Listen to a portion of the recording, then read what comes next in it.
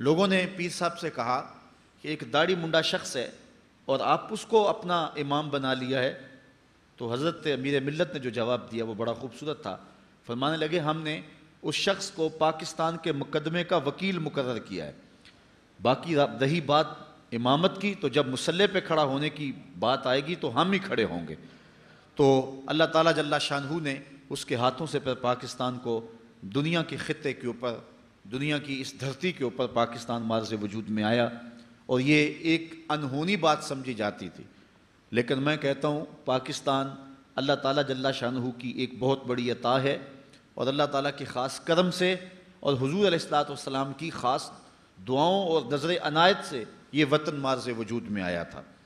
نواب of Kala Bagh Pakistan کو vote دینے کے حق میں نہیں ہے، لیکن جب پاکستان کے لیے ووٹنگ ہوتی ہے تو وہ پاکستان کو ووٹ ڈالتا ہے. تو اس کے بیٹے اس سے پوچھتے ہیں کہ تم تو پاکستان کو ووٹ دینے کے حق میں نہیں تھے، پھر اچانک تبدیلی کیسے آ گئی؟ تو اس نے کہا کہ رات سویا تو حضور خواب میں ملے. تو آقا کریم علیہ السلام نے فرمایا کہ پاکستان کو ووٹ دینا ہے. تو یہ حضور علیہ السلام کی خصوصی عطا سے، خصوصی عنایت سے یہ وطن معرض وجود میں آیا. بلکہ اگر آپ کی توجہ ہو تو پاکستان کے لفظوں کی طرف غور کیجئے. یہ پاک اور ستان، ستان کے لاحقے سے یہ لفظ جو ہے وہ ترتیب پایا ہے، مرکب ہے، مفرد لفظ نہیں ہے. تو پاک کو اگر عربی میں ترجمہ کریں اس کا تو طیبہ بنتا ہے، اور ستان کا عربی میں ترجمہ کریں تو مدینہ بنتا ہے. تو پاکستان کا معنی مدینہ طیبہ ہے، اور واقعی یہ مدینہ طیبہ کا عکس ہے، چونکہ نظریاتی بنیاد پر قائم ہونے والا ملک، وطن اور حکومت ریاست مدینہ تھی.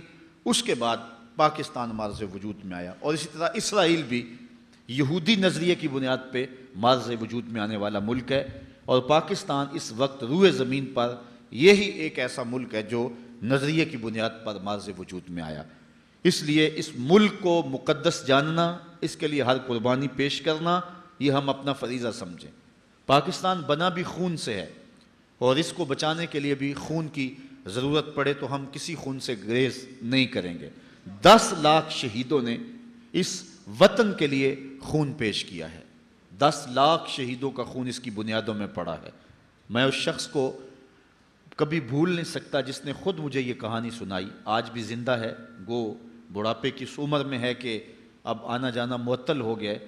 اس نے کہا کہ ہم جب پاکستان کے لیے سفر کر رہے تھے، راستے میں سکھوں نے یلغار کی، اور ہمارا مختصر سا قافلہ تھا، کماد کے کھیت میں چھپ گیا. باہر سکھ بو سونگھ رہے تھے کہ شاید یہاں کوئی چھپا نہ ہو. ہم نے اپنے دم جو ہیں وہ دبائے ہوئے تھے. ایک چھوٹا سا بچہ تھا جو کماد کے اس کھیت میں گرمی کی شدت کی وجہ سے روتا تھا. تو سارے لوگ اس کی ماں کو گھورتے تھے، تو اس کی ماں نے اپنے ہاتھوں سے اپنے بیٹے کا گلا دبا دیا. یہ کوئی تماشا نہیں ہے، پاکستان کتنے لوگوں کے خون پر معرض وجود میں آیا. میں ایک شخص کی کہانی پڑھ رہا تھا، وہ کہتا میں ایک کھیت میں چھپا تھا اور پیچھے سے سکھ اور آگے ستلج کا دریا تھا، اور میں نے سوچا کہ مجھے تیرنا تو آتا نہیں، لیکن کوئی لکڑی پکڑ کر کے میں دریا کے اندر داخل ہو جاؤں، اگر بچ سکا تو بچ جاؤں گا، نہیں تو سکھوں کی تلوار کا شکار تو نہیں ہوں گا، موج دریا میری قبر بن جائے گی. وہ کہتا ہے کہ جب میں دریا میں ایک لکڑی لے کر چھلانگ لگائی تو میں نے دیکھا کہ بہت سارے لوگ جو ہیں وہ دریا میں تھے، اور میں نے کہا شاید یہ بھی چھلانگیں لگا کے تیر رہے ہیں، لیکن جب میں نے دیکھا تو سارا دریا لاشوں سے بھرا ہوا تھا.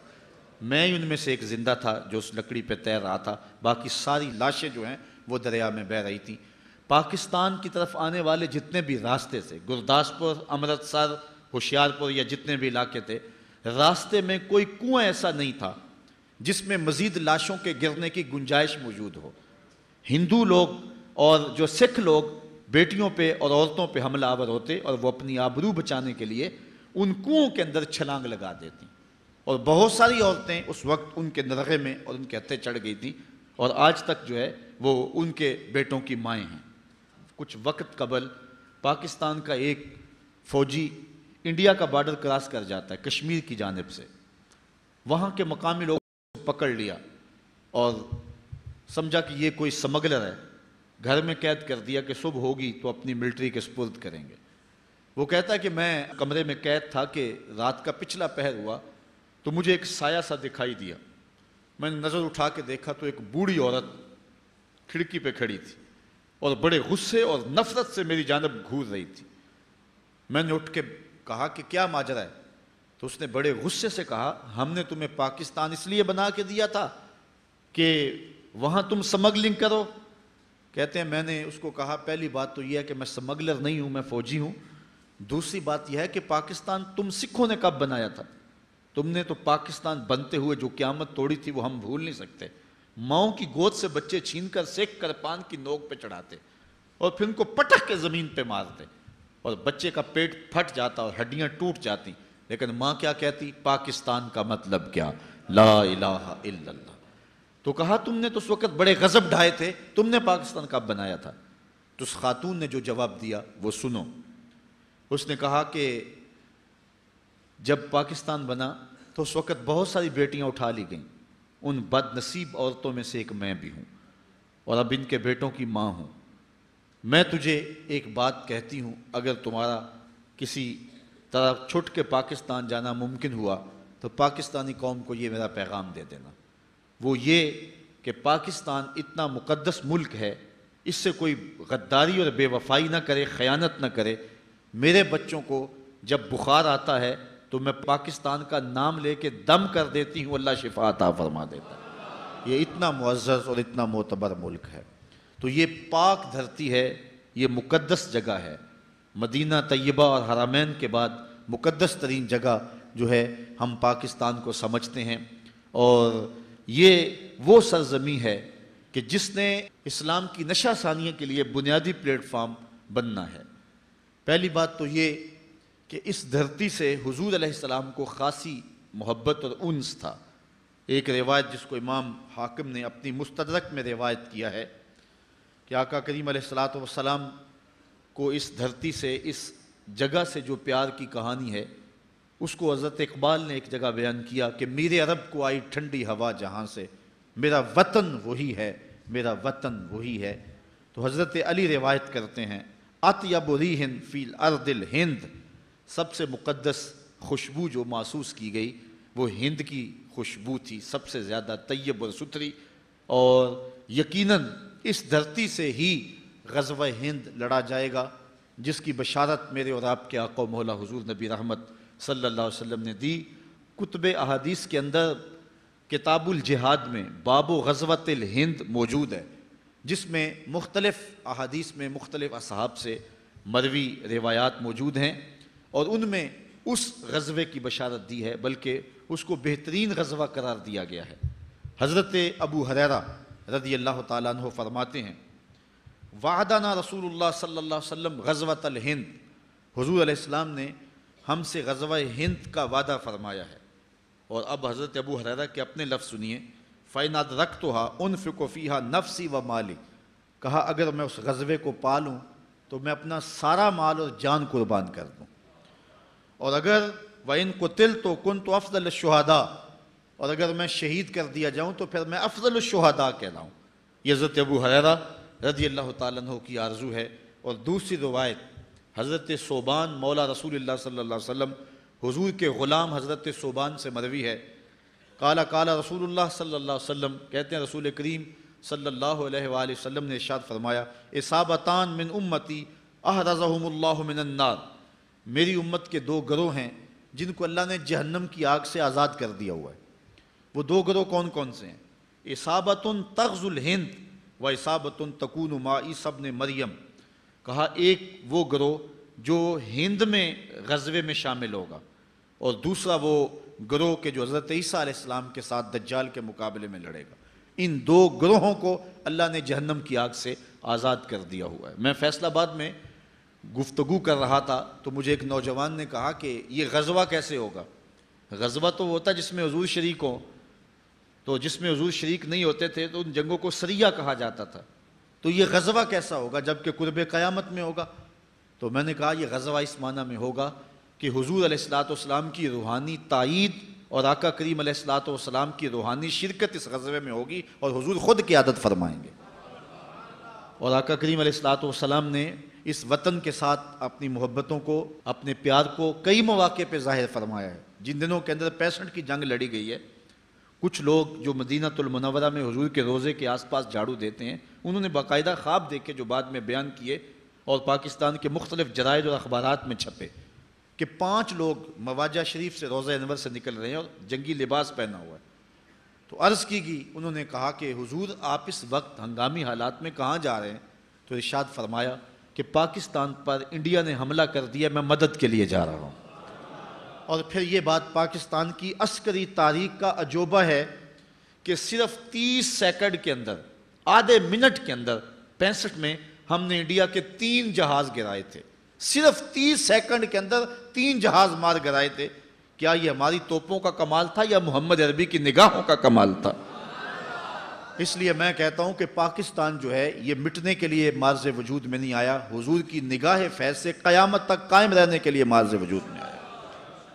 پاکستان ابھی دودھ پیتا بچہ تھا کہ انڈیا نے سازشیں شروع کر دیں، لیکن اتنا طویل عرصہ ہو گیا، آج ہم 64واں آزادی کا جشن منا رہے ہیں۔ گو اس وقت پاکستان جس حالت میں ہے یہ پریشان کن حالات ہے، لیکن پھر بھی اللہ کا کرم ہے کہ آزاد ہے۔ وہ کیا کسی نے کہا تھا کہ ہر چند بگولا مستر ہے، ہر چند یہ خاک آباد سہی، ایک وجد تو ہے ایک رقص تو ہے، بے چین سہی برباد سہی۔